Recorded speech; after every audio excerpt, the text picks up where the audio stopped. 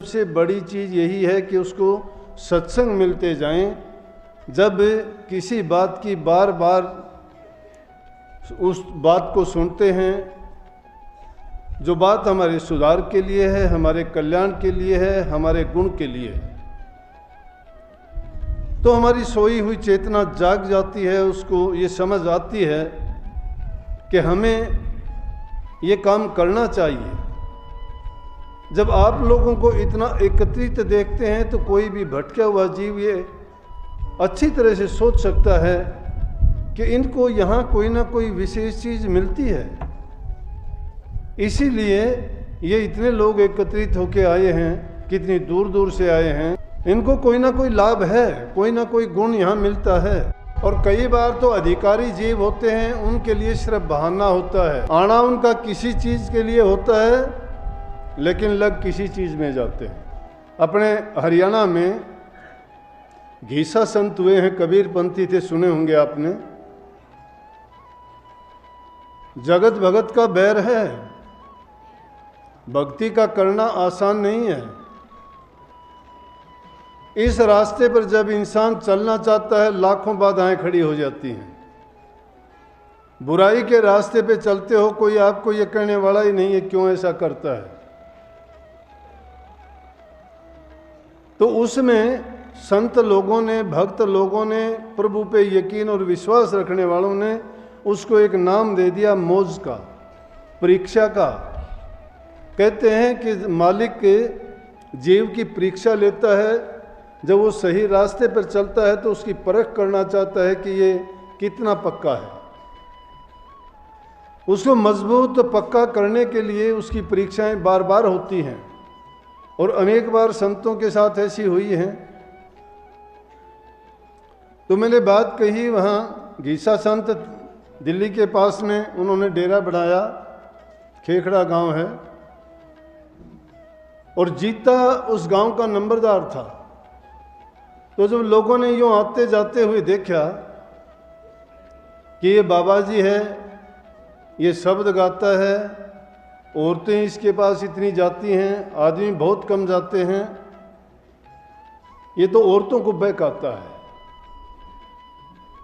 ये आदमियों की बजाय माताओं बहनों में प्यार ज़्यादा होता है, भक्ति के प्रति इनकी रुचि ज़्यादा होती है। तो आदमी चाहे कम जाएंगे सत्संग में, लेकिन माताओं बहनों का आप देखोगे पूरा विश्वास और श्रद्धा के साथ, चाहे इनको समय कम मिले फिर भी ये ज़्यादा से ज़्यादा जाना चाहती हैं। अधीनी है इनको घर की, परिवार की, अपने पति से, अपने पुत्रों से भी। चाहे वो किसी भी गलत रास्ते पे चलते हों, चाहे शराब पीते हों, चाहे जुआ खेलते हों, चाहे और दूसरे उल्टे सीधे काम क्यों ना करते हों, और वो अगर सही रास्ते पे भी जाती है, कहीं सत्संग में जाती है, कथा में जाती है, मंदिर में पूजा के लिए जाती है, या कोई आरती प्रार्थना या जहाँ भजन संध्या जो भी होते हैं या गमन, उसमें शामिल होने जाते हैं, तो वो इतराज़ उठाते हैं। वो क्यों इतराज़ उठाते हैं? क्योंकि उनका रास्ता उनसे जुदा है। लेकिन मैं जो आपको बात कहना चाहता था, वो बात तो ये है कि आदमी के लिए बहाना लगता है, और जिसके पूर्व जन्म के संस्कार जब जगते हैं तो उसको बहाना लग के वो संतों की शरण में अपने आप पहुंच जाता है। मेरे साथ भी कुछ ऐसा ही हुआ था, बताऊंगा। तो वहाँ गांव का नंबरदार था जिसका नाम जीता था। लोग जाके कहने लगे, नंबरदार ये तो गलत बात है, आप नंबरदार हो गांव के, उसको जाके कहो कि गांव में ये काम ना करे, नहीं तो ये अच्छी बात नहीं है। औरतों का इतना आना जाना, ये तो ऐसा ही लगता है अच्छी बात नहीं है। और बोले कि इसको तो निकालो, नहीं तो ये तो इनकी संख्या बढ़ती जाती है दिन प्रतिदिन। बोला कोई नहीं, कल चलेंगे। बोले आ जाना, जब उनका सत्संग का इकट्ठे होने का टाइम हो, आप मेरे पास आना, हम सब मिलके चलेंगे और उसको मैं निकाल दूंगा। अच्छा, गांव में इज्जतदार आदमी था, नंबरदार था, लोग मानते थे, रोबदाब था पूरा। अगले दिन सत्संग का टाइम हुआ, लोग आए उसके पास और उनके साथ साथ चल दिए। जाके देखा तो सत्संग करने लग रहे थे, आराम से बैठे हुए थे। कहने लगे जाओ कहो इसको। बोला कि अब तो समझदार आदमी समझ से काम लेता है। कहने लगे अभी सत्संग है, बोल रहे हैं, किसी की बात में दखल देना बुरा है, आराम से बैठ जाओ, सत्संग के बाद बात करेंगे। वो गीसा संत सत्संग करते रहे, वो सत्संग सुनते रहे। अब सुनते सुनते नया आदमी जाता है, वो और भी गौर से सुनता है। रोजाना जो आते हैं ना, जो अपने आप को सेवादार कहते हैं, वो थोड़ा ज़्यादा जानकार हो जाते हैं। वो कहते हैं हम तो सत्संग रोजाना ही सुनते हैं, वो कम ही ध्यान देते हैं। वो लोग सब तो ऐसे नहीं होते, लेकिन कुछ एक जो कम बुद्धि के या अपने आप को ज़्यादा कुछ मान लेते हैं, उस सत्संग में उनकी रुचि फिर कम हो जाती है। वो सोचते हैं हम तो रोज़ाना सत्संग में ही होते हैं, हम तो सेवादार ही होते हैं, हमें तो दिनोद में मिल जाता है, हम तो साथ में ही रहते हैं, हमें क्या ज़रूरत है, हम तो अब सेवा में लग गए, यहाँ वो करेंगे वो करेंगे। वो बैठ भी नहीं सकते। तो नया आदमी जाता है, वो बड़े गौर से सुनता है, क्योंकि उसको नई नई चीज़ जब दिखाई देती है तो वो उसको जांचना भी चाहता है, परखना भी चाहता है, उन बातों को तोलना भी चाहता है, अपनी बुद्धि में उनको ये परख करना चाहता है, विवेक से उसको जानना चाहता है कि इसका तात्पर्य क्या है कहने का, क्या इससे हमें लाभ होगा। वो सुनता रहा गौर से, उसने सुना कि बात बहुत अच्छी बताता है, क्योंकि संत तो जीव के कल्याण की बातें बताते हैं। अभी पत्रकार आए थे, वो कहने लगे जी आज के सत्संग में, आज इस युग में हालात ये है, समाज की अवस्था कैसी है, आप किस बारे में सत्संग करोगे। मैंने कहा मैं इसी बारे में सत्संग करने के लिए आया हूँ। समाज में कुरीतियाँ हैं, पाप फैला हुआ है, झूठ का बोलबाला है, माँ बाप बुजुर्ग की सेवा और प्यार प्रेम आपस का चला गया, घरों में शांति नहीं है, सब कुछ होते हुए भी मनों में शांति नहीं है, एक दूसरे से नफरत करते हैं, अपने लालच के लिए भाई भाई को मारता है, शराब कबाब ये चीज़ें इंसान की बुद्धि को भ्रष्ट किए जा रही हैं। जब इन पाप कर्मों को, कुरीतियों को हम दूर नहीं कर देते, समाज में जितनी बढ़ती चली जाएंगी। बच्चे माँ बाप का कहा नहीं मानते हैं, संस्कारहीन हो गए हैं, हमारी संस्कृति को भुला दिया गया है। अगर बूढ़े माँ बाप की सेवा करते, उनको घर से जो शिक्षा मिलनी चाहिए थी वो मिलती, बूढ़े बुजुर्ग की कदर जहाँ होती, उनकी शिक्षा की बातें सुनी जाती, उनको संस्कार बढ़ाने की जरूरत नहीं थी। तो इन्हीं बातों पे मुझे बोलना है, और उन सब चीज़ों को छोड़ के संसार के पदार्थों की जिसको होड़ लगी हुई है, टाइम टाइम पर जरूरत सब चीज़ की पड़ती है। ये नहीं है कि हम किसी चीज़ को पाबंदी लगाएं।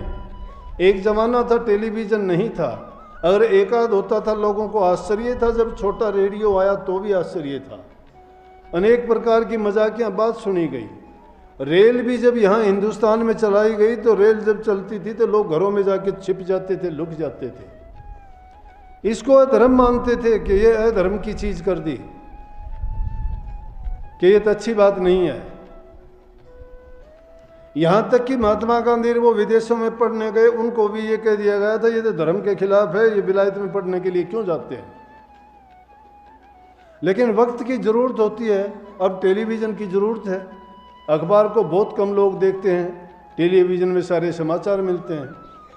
फ़ोन की सुविधा कहाँ थी जब? आज हर एक को देखोगे, खेत में जाने वाला भी हल चलाने के लिए खेत में जाता है, घास लेने के लिए औरत खेत में जाती है, पशु चराने के लिए पाड़ी खेत में जाता है, झाड़ू निकालने के लिए सफाई करने वाला जाता है, सबके पास फ़ोन है। वो फैशन नहीं, ज़रूरत है। क्योंकि अब इतनी जल्दी से जो समाज में काम हो रहे हैं दुनिया में, उम्र थोड़ी है इंसान की, भाग दौड़ बहुत ज़्यादा है। तो उस भाग दौड़ के जीवन के ये अंग हो गए हैं, जरूरत थी। तो वहाँ जब बैठे, उन्होंने उसकी बात सुनी, और बात सुनने के बाद में जब वो छुट्टी कर दी, बोले भाई आप कौन आए हो? नए आदमी देख के कहने लगे कैसे आए हो, बोलो। बोले जी जीता नंबरदार है, ये आपसे मिलने आया है। बोला बोल भाई जीता नंबरदार कैसे आया? बोला जी ऐसे ही आ गए थे आपके दर्शन करने के लिए। बोले अच्छा भाई बढ़िया अच्छी बात। कह नहीं पाया वो बात जो कहनी थी कि तू निकल जाए यहाँ से, और वापिस चला गया। क्योंकि झूठ के पैर नहीं होते, सच्चाई के सामने डट नहीं सकते। पाप की हमेशा विजय नहीं होती, सच्चाई के सामने झूठ टिका नहीं करती। धर्म के सामने अधर्म नहीं टिका करता है, ज्ञान के सामने अज्ञान नहीं रुका करता है। एक दूसरे के विरोधी जरूर हैं, लेकिन एक समय में एक ही काम करेगा। वापिस गए, लोग कहने लगे जीता ये क्या किया तूने, तो उल्टा बात और कह दी। तू गया था उसको यहाँ से निकालने के लिए और तू तो कह दिया कि दर्शन करने के लिए आए थे, कोई बात थोड़ी हुई। बोला भाई आज मैं नहीं कह पाया, कल फिर चलेंगे। बोला कल कह दूंगा। अब बुरा करने वाले लोग होते हैं, वो बुराई करवाने के लिए अच्छे आदमी को भी पाप में धकेल देते हैं, गलती करवा देते हैं, उससे भी उसको मजबूर करते हैं कि तू ये कर। और बार बार एक चीज कहने से करने से सच्चाई भी झूठ में बदल जाती है, धर्म भी पाप में परिवर्तित हो जाता है। भटकाव ला देते हैं उसके दिल में, कितना ही पक्का सच्चा क्यों ना, उसको भी ऐसी मजबूर कर देते हैं ताकि वो उस पाप कर्म में फंस जाए। अगले दिन उसको फिर तैयार करके लेके गए कि ये है वो है, गलत है, नहीं रहना चाहिए, और फिर तू तो इतना बड़ा आदमी है, तेरे तो कहने से सब कुछ हो जाता है। एक तरफ से उसको बहुत बड़ाई दी, दूसरी तरफ से उसकी बहुत बढ़ चढ़ के बुराई की। उसको तैयार कर लिया कि अगले दिन जाते ही कह देगा। अगले दिन भी गए, उसी टाइम गए, सत्संग था, बोला कि बैठ जाओ। बीच में ही खड़े होके कहने लगे